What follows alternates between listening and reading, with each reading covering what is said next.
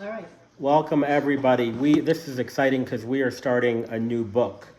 In our weekly Torah reading in Shul, as well as here at the Park City Jewish Collective, Parsha and Pizza class, we have just completed the reading of the book of Parashat, Genesis, and we immediately move on to the book of Exodus, Shemot. So, in Shul, when we finish a book, or if you when you finish reading one of the 5 books, we say something in Shul, Chazak, Chazak, V'nis Chazek, which literally means be strong, and may we be strengthened, or may we strengthen each other.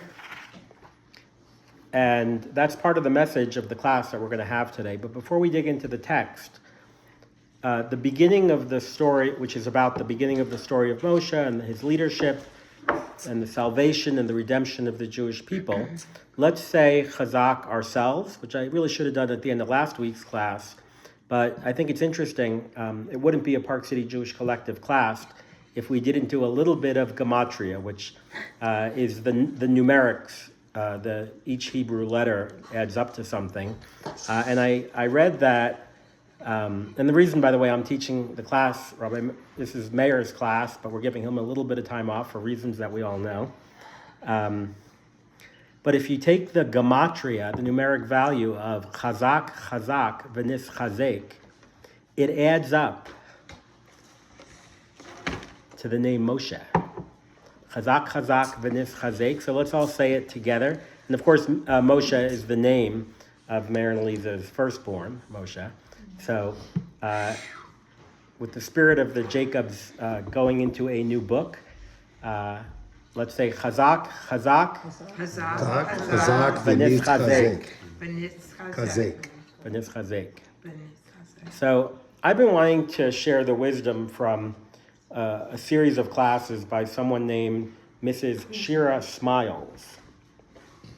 But I usually wind up reading something like I did last week from Rabbi Jonathan Sachs, and I go with him. But I decided that this week, the first week of the second book of the Torah, Shemot, Exodus, to go with Mrs. Smiles' class this week. And I have one good reason and one bad reason. So I'll give the good reason first. Shira Smiles taught Torah in Los Angeles for over a decade. She teaches in Israel now, but she has such a strong connection to her students in Los Angeles that she still teaches a weekly class with those students. And we like to learn in the merit of something when we study. We learn in the merit of something. So this week I'd like us all to learn in the merit of the safety, well-being of the lives and property of our friends in Los Angeles. Had a little earthquake with the camera. Yeah, that was the Los Angeles effect. Good thing I didn't put out the fire, effect. So I do want to kind of dedicate our learning tonight to our friends in Los Angeles. And maybe the upcoming hostage release. And hopefully. Certainly that.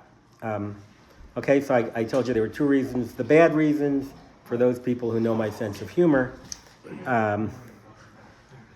the story that we're going to talk about in the class is about Moshe being found in the basket in the Nile River by Paro's daughter.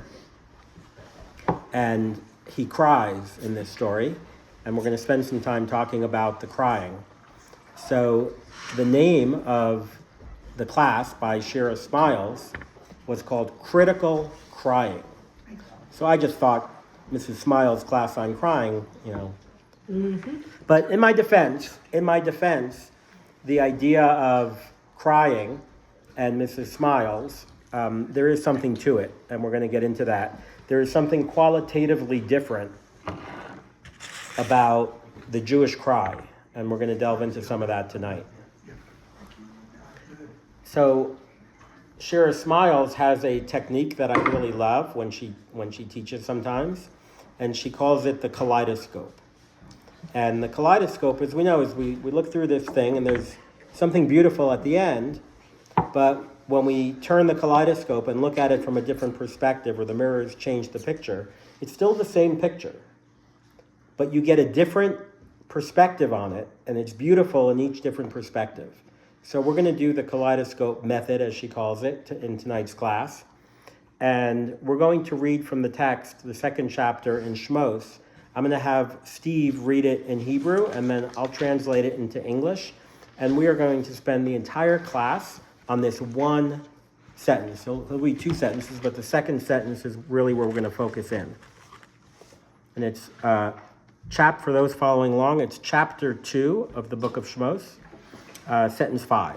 So it's on page 296 or page 297, and it starts with pharaohs. I'll give you all a second to find it. 296 and 297. There you go. If you could read the Hebrew first. All right. So the Hebrew says, "Vatered bat paro lirchot al hayor v'naroteha holchot al yad hayor v'tere et hateva b'toch hasuf v'tishlach et amata v'tikachecha." Beautiful. So in English, and I always like to start with a preface when we translate it into English. It's incomplete. It's a one basic translation, but there's a lot. The Hebrew language is a lot richer and deeper. And we'll get into some of that, but we're going to work with the English. Paro's daughter went down to bathe by the river, and her maidens walked along the river. She saw the basket among the reeds, and she sent her maidservant, and she took it. Sentence 6, which is really where we're going to focus tonight's class, every word matters. Every word in the Torah matters. And in this sentence, there's a lot to unpack. She opened it and saw him, the child, and behold, a youth was crying. She took pity on him and said, "This is one of the Hebrew boys." So this is probably one of the most enigmatic, detailed, and unusual sentences in the entire Torah. And that makes it difficult, but at the same time, if you want to study the depth of the Torah and understand through that kaleidoscope the different meanings of it, the different beautiful meanings of it, which are all valid, it's a gold mine of a sentence. So we're going to have a lot of fun with it. So we're referring to Paro's daughter. We'll call her Bat Paro. She saw a child. What was the language? She saw a basket. And in the basket, she saw him. The child. Okay. Rashi is the classic commentator in the Bible, and he's known for giving the pshat, the straightforward, simplistic translation of what this means. So he says, she saw a child. She opened it and saw him. Who did she see? The child. Okay, simple. But the Medrash, which is a compilation of different authors that gives a more deeper, more interesting sometimes explanation, says she saw the child. She opened it and saw him, the child. Well, she saw him. Why did it need to say the child? So what do we learn from that extra word? It means something else. The Medrash says that it means she saw God's presence, the Shekhinah. The divine presence was with the baby Moshe. She saw him, and behold, the youth was crying. Does anyone see anything unusual in that? Let's read it. Let me read it directly from the text. She saw him, and the youth was crying. Usually, if a child is crying, you hear the child crying. Just in the translation, it said, she saw him, the boy, and behold, the youth was crying. So we're going to unpack some of that. But she saw him that he was crying. And usually, when there's crying, wailing, you would hear the crying, not see the crying. So the Midrash asks a question about that. And then she took pity on him. Now you could say, there was a baby boy in a basket floating in the river. No pity. Only when she heard the crying, then there was pity. That's a little bit strange also.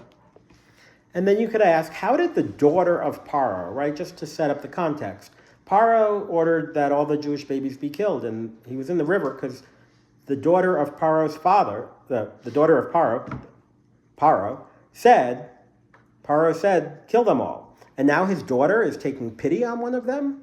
It's kind of strange. And where did that pity come from? And then she said that it must be a Hebrew boy. She didn't say that when she saw him floating in the river.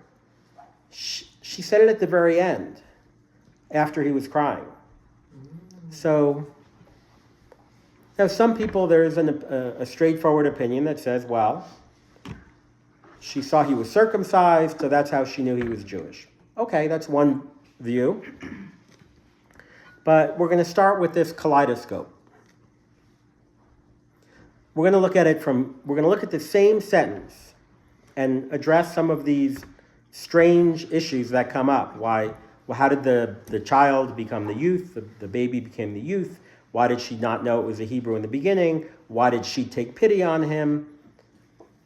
What did the crying tell her about? What was different about the crying? So we're going to look at it from God's perspective. We're going to turn the kaleidoscope just a little bit and look at the same sentence from Moshe's perspective and pick up something else. We're also going to look at this from a bystander's perspective. Same sentence, different perspective. And then, of course, we're going to look at it from the daughter of Paro's perspective. So we're going to take a whole bunch of different perspectives, and we're going to keep turning that kaleidoscope. So let's look at it for a second from God's perspective. She opened it and saw him, and behold, it was a youth who was crying. It seems like she saw the basket, and only after she opened it did the baby start crying. So he wasn't crying in the basket. It was she opened it, and then he started crying. And our friends, the Midrash, come back and tell us that it was an infant, but his behavior was like that of a youth. Right? So why does it switch? It seems to switch in a matter of seconds, the age of this child. And the reason for that, the Midrash says, is because it wasn't the crying of a baby, it was the crying of a youth. Why did he cry? He wasn't crying originally. Opening the basket didn't make him cry. So the Midrash says that God had this master plan of what was going to happen, and he sent down an angel, Gabriel, to hit the child, to cause him to cry, so that the daughter of Paro would have mercy on him. She didn't have mercy on him. You wouldn't expect her to have mercy on him. He was in the river, and there were probably lots of Jewish babies in the river. So she didn't initially have mercy. But God caused the baby to cry so that she would have mercy. So the first idea here is that it's human nature that when we have a challenge, that we often complain. Why us? Why is this happening to me? What did I do? And the idea of a lot of these classes and a lot of what we're going to do tonight is we're going to learn from the Bible how to apply this story to our own lives. So I think everyone in this room has had something happen to them. I'm doing better now, but I woke up at 5 o'clock this morning and I felt like I had shards of glass in my eye. And I was very uncomfortable. I'm like, I'm helping friends of mine. I'm teaching a class tonight. I'm doing all these good things. I'm working. I can't even read my emails. Can't open my eye. It hurts. Why did this happen to me? Right? That's normal. That's how we react. Mm-hmm. And switching over to Moshe's perspective, what did he do wrong? He's a baby lying in the basket, and all of a sudden God sent an angel to hit him. He's like, what did I do? I'm just lying here. So, going back to God's perspective, God did it because God had this plan that Moshe had a huge role to play in the salvation of the Jewish people. And he needed to be saved first. And he needed to have Paro's daughter have mercy on him to help raise him. Now, the first idea is that we sometimes say, why did this happen to me? And this is difficult for me, but there is an idea in Judaism that if something bad happens to you, you could say, well, it could have been worse, right? Mm-hmm. And it's annoying, and we could argue about this all night, but we all know stories about people who missed their flights on 9/11, and they were upset that they missed their flights, right? There is this idea that it could have been worse, but it doesn't end there. And the part that bothers people is they say, wow, that's kind of just like not a good way to go through life. It's like, okay, I know bad things happened to me, but it could have been worse. That's not very satisfying, at least to me. But there's more to it, and we're going to get into some of that in the class when we talk about the critical cry, as the name of the class is. So if we were privy to know the secrets of above, why this is happening, we need to know that it's part of God's plan. And that this is a very Jewish attitude, is not one of giving up, nor not trying to overcome hardships, but it's a starting point for dealing with adversity. So I myself am the type who would groan when I hear that idea, but it's not just, okay, God had a bigger plan. It's a starting point for dealing with adversity, and it's okay, something more is happening here, and what can I learn from it? Now, what was the reason for all of this crying? It gives us insight into the power of kindness, as shown by the daughter of Paro. So we'll go back to last week's reading for a second. Yaakov makes Joseph swear he will bury him in Israel, and he wants him to do something called a chesed v'emes. Burying someone is the true chesed. Because why? Explain chesed. So chesed is kindness, but why is burying someone called the true kindness? Does anyone have an idea? I'm not going to answer this one. Because they can't be paid back. Can't be paid back, right? Usually we do someone a favor. You bury someone, they can't repay you, right? If you help bury someone on the ground, there's no way that they're dead. So if I buy you something, you could buy me something bigger. I give you a car, you could buy me a car. You can always get paid back. But the final, when you bury someone, it is impossible for the person who you did it for. Does that make sense? Yes. Mm-hmm. So there's this idea of chesed, which is kindness. Kindness, maybe you hope will be repaid. That's okay. It's still kindness. But then there's the emes, the true kindness. And we learn that the strongest element of assuring that something will happen is doing kindness. Kindness is a central tenet in Judaism. It's very powerful. People right now are being kind to our friends in LA. We should all do that.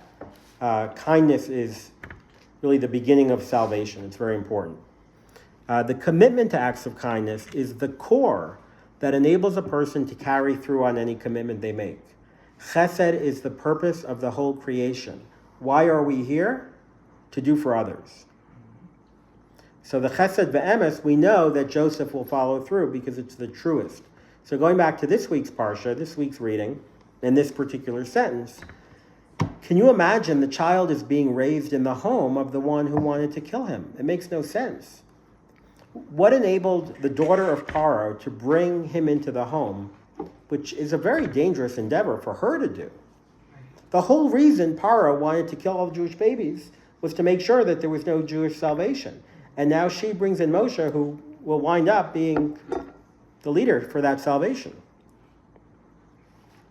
But she had just seen the child and had only feelings, at least after he cried, had only feelings of mercy on him. To only feel merciful would not have, it might have led her to take him out of the river and to say, okay, he's okay. But there had to be something more powerful than that inside of the daughter of Paro to actually go ahead and do this dangerous thing of bringing this Jewish baby into the home of Paro. And that goes back to the God perspective on this kaleidoscope, that God caused him to cry in order to awaken the feelings of mercy.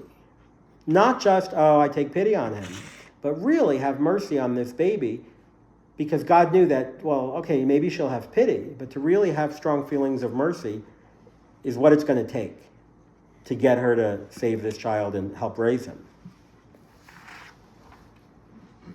So the message to us is like the daughter of Paro. We should go out and look for opportunities to do chesed, to do kindness. God wanted to ensure that the daughter of Paro would not only save the child, but ensure that he'd live and be taken care of. He had to create this scenario where the daughter of Paro would internally feel that mercy in order to take care of the child. So that addresses kind of God's perspective, that he's got a plan. And now going over to Moshe, it helps for Moshe to understand, or if we place ourselves in Moshe's basket, if you will, to when those things happen, is to say, well, maybe there is something going on here. And it's interesting because Moshe's whole reason for being was to give of himself for the people. That was Moshe's essence. He even said, God, leave me out of the Bible. Don't mention me. It's not for my credit. I just want to help the people. And because of that, of who Moshe was, that's why God implanted in the daughter of Paro this feeling of mercy. And ultimately, the kindness, the chesed, is why ultimately Moshe's life was saved by the daughter of Paro and raised in his home under the care of the king who wanted him and everyone else to be killed. So there's a saying, many designs are in man's heart, but the counsel of God, only it will prevail. So it's a crazy story that we're reading about, that there's this baby found, and of all people, Paro's daughter finds him and has mercy on him because he's crying, maybe because an angel came down and hit him to cause her to be merciful. But there is more to it than that. From Moshe's perspective, he was crying, and all of a sudden Paro's daughter noticed that he was Jewish, only after he was crying. So there must be something unique about Moshe's crying. And that's really the title of the class, The Critical Cry. The cry of a Jew is different than a regular cry of anybody else. It is a cry that is infused with hope. A regular cry is a cry of despair, wailing and despair. But a Jewish cry is, by its nature, different. And that kind of ties together to, why is this happening to me? Okay, it's part of God's plan, but it doesn't end there.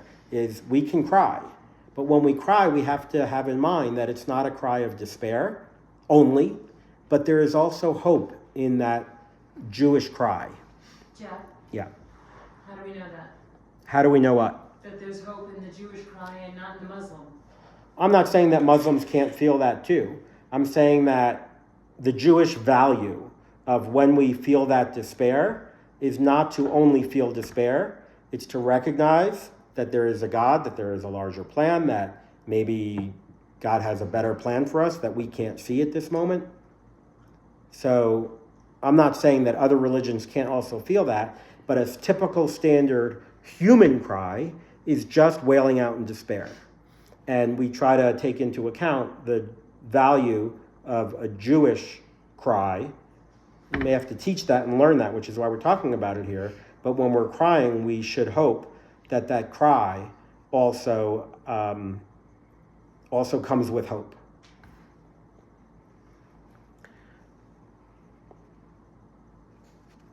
Moshe's cry was a special cry which included joy. How do we know that? So when we read that she saw the child, she opened the basket and she saw the child, him, why the extra word? The Midrash says that it was the presence of God. The presence of God only settles where there is joy. So when he cried, right? She didn't hear. She saw what she was seeing was the presence of God was there. And if the presence of God is there, that crying must have had some joy in it. Otherwise, God wouldn't have settled there. Isn't that making a lot of assumptions? Yes, the Midrash does that. Yeah, you're absolutely right. The Midrash does that. So Rashi gives the straightforward, simplistic example, and it's just a simple understanding of it. But there is a tradition carried on that the Bible, the text of the Bible, is the text, but it didn't come alone. It came with an oral tradition that passed along explanations of it that is a very powerful tradition because it was passed down without being written for a long time from father to son, teacher, father to son. And it's a very powerful link to the text. So yes, some of it is meant to be taken literally. Some of it is really more for a lesson. So if you have trouble internalizing that and saying that was real, okay. But it's one way of looking at the story where we could learn something from it. It's not only literal. Where does it come from, this idea of God only appears joyful? Where is that from? So so that idea comes from one of her sources, which is all in Hebrew, which I did not delve into the source. If the rabbi wants to comment, We can talk about it after. we'll talk about it afterwards. But we're going to go even more into the cry, because that's really the idea. So she saw him cry and knew he was Jewish from the cry. So maybe it was because there was joy in the presence of God and there was hope in that cry. But there are other explanations. So when we look at the cry through the kaleidoscope, there are different ways to look at the cry. So another idea about this cry, remember the text, it was him the child, and behold, a youth. So how did this child, baby, become a youth so quickly? And it was the youth that was crying. The cry of a baby, I feel like Eliza should talk about this. The cry of a baby is the cry of need. I need this, I need that, I'm uncomfortable, change my diaper, I'm hungry, right? That's the cry of a baby. But what she heard was the cry of a youth. So how is that different? It was the cry of a youth. How do you explain it immediately going from a baby to a youth? It's because of the cry. The reason he was crying was because he was crying not only for himself, because he got hit by the angel, but there were other Jewish babies in the river. And this baby who was crying for the other babies. And that's a Jewish value. And that's not what a baby does, that's what a youth does. So she saw him crying for others, and she knew it was a Hebrew. Because in that society where they didn't value life very much, they put all the Jewish babies in the river. It wouldn't have been an Egyptian baby. It must have been a Hebrew baby, because this baby is a youth crying for others. She realized the one who cries for others is a youth, not just a baby, and the one who cries for other, that's a Jewish cry. And there was a news announced today of a hostage deal, right? We were all crying for the hostages. We still are. But that in and of itself is a very Jewish value. We're crying for them. We're still crying for them. And we're going to get some very hard news in the coming days. But that's a Jewish value. That crying is what makes us Jewish. And I would argue that crying, the fact that we do that, Karen, is why there's also joy, because that's who we are. And that it's a very powerful thing. In fact, I mentioned last week a story from the book of Esther and Purim. When Esther says, come to all the Jews of Shushan, after there was this edict that all the Jews should be killed, and she was going to go in uninvited to the king and beg that the Jews be saved, she sent out this message that said to the Jews of Shushan, now you should fast for me. And the commentators say, why did it say for me? Right? All the Jews are going to be killed. You should just fast. Well, the idea is, she was teaching them, I'm going in, I'm putting my life at risk now for you. And when you fast, yes, fast for yourself, but also fast for me, because that's what we do. We care about others. That's what makes us Jewish, is that we're not just, oh, you do what you do, I'm going to fast for myself. It was teaching them that we care about each other. We're halfway around the world from them, but we're all here. June is here. She organizes a march, a walk every Sunday. And people here come to that, right? We're in Park City, Utah, and every week we're here marching for them, walking for the hostages. That is a fundamental Jewish value. It is part of the cry that also has hope. It is a cry for others, which is why it's a Jewish cry. And it's kindness, it's chesed, because I know that the video goes to the families of the hostages who are suffering still today. And that's kindness. And kindness, we learn, is the beginning of salvation. And if we're worried about our future, if we're worried, we need to focus on kindness. So right now is an especially important time to focus on that kindness. So the daughter of Paro saw the cry of a child for somebody else. and she recognized this is the cry of a different child.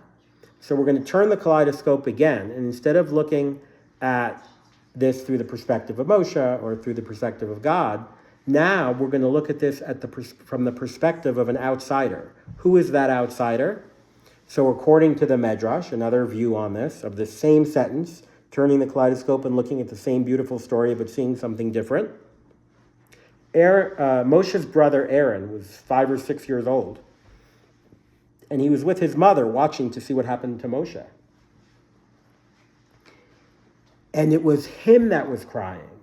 When she heard the cry and she saw it was a Jewish child, what the daughter of Paro was hearing was the cry of Aaron. Again, it must be a Jewish child because his brother is crying for him. A 5-year-old is crying for his baby brother. Again, a Jewish value. It's part of the wiring of the Jewish people is that we care about each other. It's in our DNA. Not all of us, unfortunately, feel it, and we have to work on that.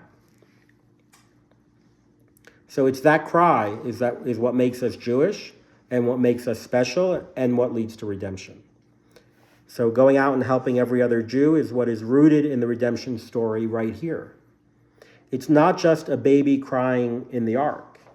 It's Moshe crying for the other babies. It's a brother, Aaron, crying for his brother Moshe. And the nation of Israel right now crying for another. This is the moment when we cry for each other that God orchestrates the daughter of Paro to come to save Moshe. Let him be the redeemer of the nation. And the way to ensure that redemption is to care for one another. So we've looked at this from God's perspective, that the scenario is all orchestrated. And when these things happen that are weird, there's something going on here. Moshe's perspective, it was the understanding that there is a mutual responsibility for each other, that the cry of a Jew is a cry of hope, joy on his face, but warning in his heart. The cry of Aaron is the cry for another. It must be the cry of Jew because the Jew is crying for another Jew. And now we're going to get into the really fascinating perspective of the daughter of Paro. She had mercy on him, and she knew this must be a Jewish child. Where did that mercy come from? From the daughter of Paro, of all people. And what was it that she figured out that he was Jewish only at the end after the crying? It was logic that she used. So you can't say he looked Jewish, right? That wasn't politically correct even back then. It must be that her parents were trying to save him, but it took her time to figure it out. She should have figured out that he was Jewish as soon as she saw him in a basket, because they didn't put the Egyptian babies in the basket.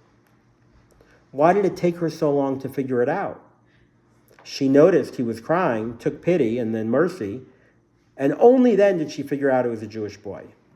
So this takes us back to the phrase I used before, chesed ve'emes. Chesed is kindness, emes is truth. And she saw in Moshe's face, on his panim, that his value was kindness and mercy and caring about others. And it was so powerful that the presence of God was there and that she saw this in his face.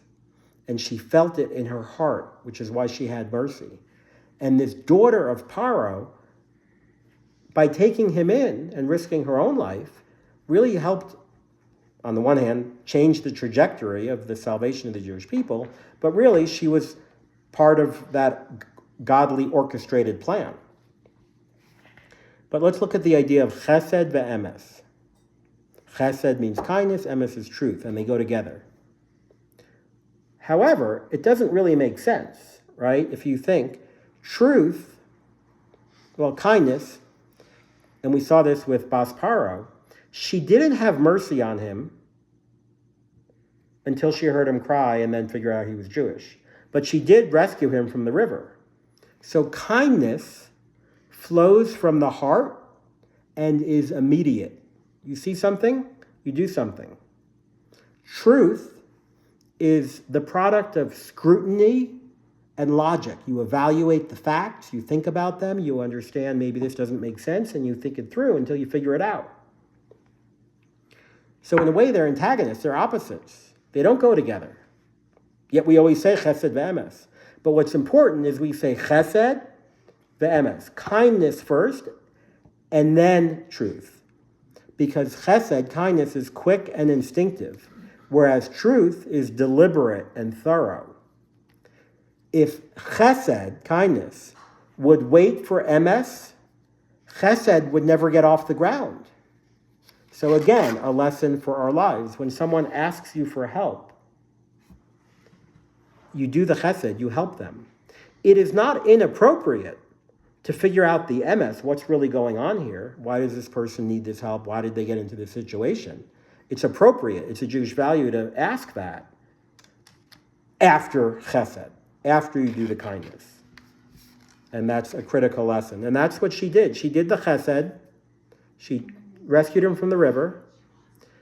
She saw him crying. She saw it was a child, and she saw it was a youth. She used her logic from the crying to figure out he was Jewish. So she did the kindness first and then acted. So perhaps she saw the baby crying and had mercy. But in that Egyptian society where she probably saw babies in the river all the time, why did she have mercy here? So that's the idea that she saw Moses' panim, his face, his essence, that his attribute was kindness. And that was such a powerful thing when you see it in somebody. I've heard people say certain great rabbis have this face that there are no words for it, but you feel it. And that's what the daughter of Paro saw in baby Moses' face. And this quality of the Jewish child, the mercy that Moshe had, was infused inside of the daughter of Paro. And she thought that he will give birth to the Jews who will recognize God. And the urge to save the child came from, the urge for the daughter of Paro to save this child came from Moshe's holiness, from his kindness. So he exuded kindness and she picked up on it. And it infused upon her. It was so powerful. So that's what kindness does. Yes, it's contagious. Right. And she did the kindness before she did the emes, before she evaluated the truth. But at that point, she had already been feeling the mercy. And the key point here is that it's told over, again, we don't know it, but the Medrash says that the daughter of Paro entered the Garden of Eden alive. She was so holy, she didn't even die. And it's because of that. What was it about her that she was able to reach such great heights? And what can we learn from that? The daughter of Paro turns over a new leaf and takes a new life. And she takes the child, she converts to Judaism. Where does it come from? The answer to that question is the model for us. How do I become so great and change and turn over a new leaf and have a new life so that maybe I could enter the Garden of Eden alive? What is it? And that's how we learn from the portion. How can we go through transformation? What's the secret? So, as Mrs. Smiles does, she uses her magical kaleidoscope. In the act of the daughter of Paro, what are the ingredients necessary to change and become great? She saw major miracles before her eyes. The Midrash tells us all these stories that were happening about she had leprosy, and when she reached out, it disappeared. She was seeing all of these miracles. But what she did differently from a typical person, an unenlightened person, is she took the lessons and implemented them. And therefore she was worthy of the greatest of things. When we see crazy things going on around us, most of us who are extremely busy say, oh, that was weird. And then we go on with our lives because we're so busy. We got so much going on. But sometimes you have to stop and say, that was strange. Why is this happening to me? What's going on here? What do I need to do about this? What is it teaching me? What is it teaching me? And she didn't just say, oh, it was a weird day and moved on. She looked and thought, and she wound up getting into the Garden of Eden alive. It's the awareness that these things aren't random, but that God has this master plan. She opened up to it, and she saw it. Rashi says that she saw the presence of God. Vatire, who? She saw so the word vatire, she saw. Vatire, who, is the hey and the vav, which is the name of God. So she saw God. She saw God. She saw the godliness, that this isn't random, all these weird things, but rather that it was orchestrated from above. She opened her eyes and saw the godliness. She saw and felt the presence so deeply in that moment. So how do we grow? That's where the emes comes in. So we have to do chesed, but we grow from contemplation. We see all these strange things happening. We have to stop, say, that was weird. What's going on here? What did that mean? Why is this baby crying? Why is it a youth crying? Why is Aaron crying? Why is this cry different? And we can learn from the daughter of Paro, of all people, that this contemplation, and when we think about it, we stop and we think about it, and we process it, that all of a sudden you may start to see that there's something bigger happening here. And without thinking, you will see and have no clue of the import of what you are seeing. So what was the greatness of the daughter of Paro? She stopped. She thought. She looked. She realized. She wondered. And she changed.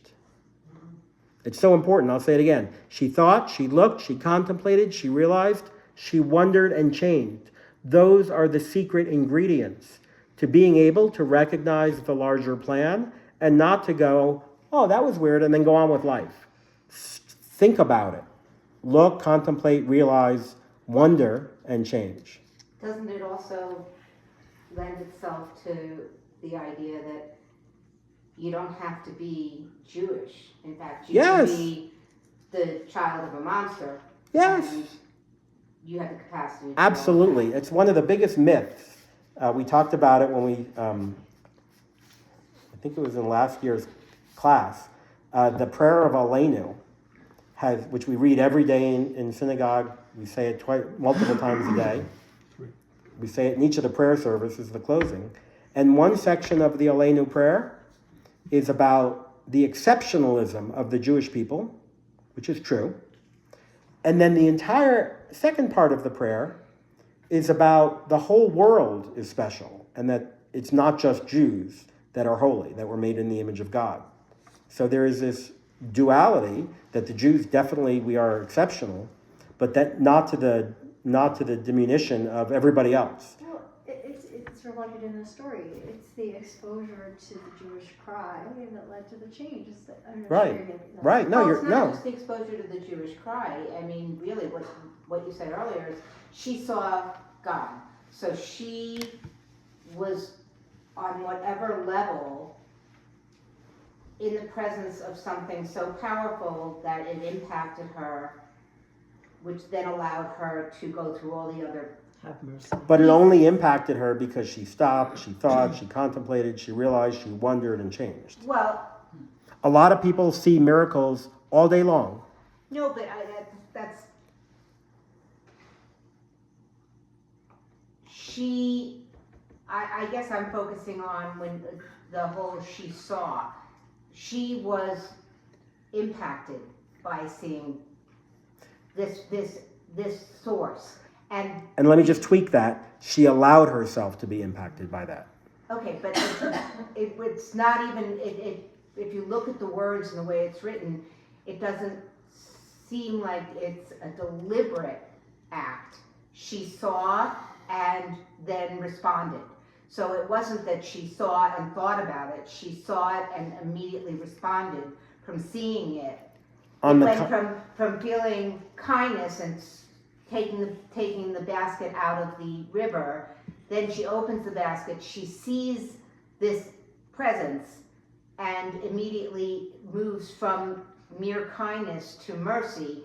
And then all the other pieces that come from it, the wondering and all the other pieces, only come as a result of her having that experience. Correct. Correct. It's a perfect summary. Yeah, but is that why you think it's a different, like, because I looked, it's the tira and then the tirahu? Are you thinking basically that it's like we see something on the surface and then we perceive it through the process? Is that why you think the word is different? Yeah. Yeah. Tirahu, which really literally means she saw him. Which is Who means tirahu him. together, Right. but it makes no sense. Right. So another way to explain it is tirahu. What does who mean? Who means Hevav. It means Hashem. So there are different ways to read that same word, which is why I said earlier the English is so thoroughly inadequate. But let me contrast what Paro's daughter did, because she saw it and she allowed herself to be impacted by it and then thought about it, is compare that to Paro himself. Later on, Moses and Aaron prance into the palace. And the palace is guarded by officers. It's guarded by bears and lions. Right? Oh my. That's the woman's answer, and the man's answer is bears and lions. They didn't make it to the Super Bowl. But they pranced into the palace and said, the demands of God. And Paro said, who is this God that I should listen to? And the commentaries say, in the words of Moshe and Aaron, hello, didn't you just see us walk past your officers? Okay, we were friends with them. Didn't you see us walk past the bears and the lions and no one stopped us? And you have the nerve to ask who this God is? Right? Paro didn't see it, whereas his daughter did. So we talk about this idea of understanding that God has orchestrated this plan to have an awe of God. Yira, to have this fear and awe. Is that the proper translation? So to see God, that word that we saw before, tireh, is the same as yirat shemayim, is to have this. What does it mean to have fear of God? And what is not having fear of God? Well, you would think that having fear of God is the opposite of not fearing God, but really, fearing God means seeing God, seeing godliness. And the opposite of having this awe of God isn't that you don't fear God, it's that you don't look, you don't see God. To fear God is to ignore God completely, to not see what he does before us. Most people go on wherever life takes them, from incident to incident. But if we don't ask what it is happening and contemplate and act upon it, we see miracles all the time. She says, she's teaching this class from Israel. And she says, in talking about how we sometimes ignore the miracles, all of us see the news and we hear that the Iron Dome or one of the other defense systems stopped almost all of the missiles, but some got through. And almost all of them, where did they land? In an open field. How many open fields are there in Israel? Like, it's we built it up. But these missiles keep landing in open fields. Do you want to ignore that and just say, oh, there are more open fields than I thought? Or do you want to say something bigger is happening here? That's us. We have the choice of being Paro, of saying, who is this God of yours, even though you walk past the bears and the lions? Or do we want to be like the daughter of Paro, who walked into the Garden of Eden alive and helped play a role in the orchestration of the changing of history? Who do we want to be? Do we want to say there are just more open fields than we imagined? Or do we want to say there must be something going on here? But the real question is, what do we do about it? Okay, there are a lot of open fields here. Maybe something is going on. But what is my role? So for the last time, in the remaining minutes that we have, we are going to turn that kaleidoscope one more time and look at this story, not in the perspective of Moses, not in the perspective of God, not in the perspective of Aaron, not in the perspective of the daughter of Paro, but we're going to turn the kaleidoscope onto ourselves. And the question that we have to ask ourselves going forward is, when we say, oh, there are a lot more open fields than I thought, how is that going to affect us? how is that going to affect our behavior and how we treat our fellow Jews or our non-fellow Jews? In Los Angeles, we are praying for all of them. How are we going to respond to the next thing that happens? Are we going to say, that was weird, and then go on with the next thing? Or will we be like the daughter of Paro and say, something's going on here, do kindness, contemplate it, wonder, and then change? And that's a very powerful message from the first chapter, or the second chapter in the second book of Exodus, which is about the founding of the Jewish nation. And it is fundamental to the Jewish nation that we see this, we see what's going on, and we act upon it and recognize that kindness is fundamental to who we are as a people. And it is the beginning of our salvation. So thank you, everyone. Thank you, sir.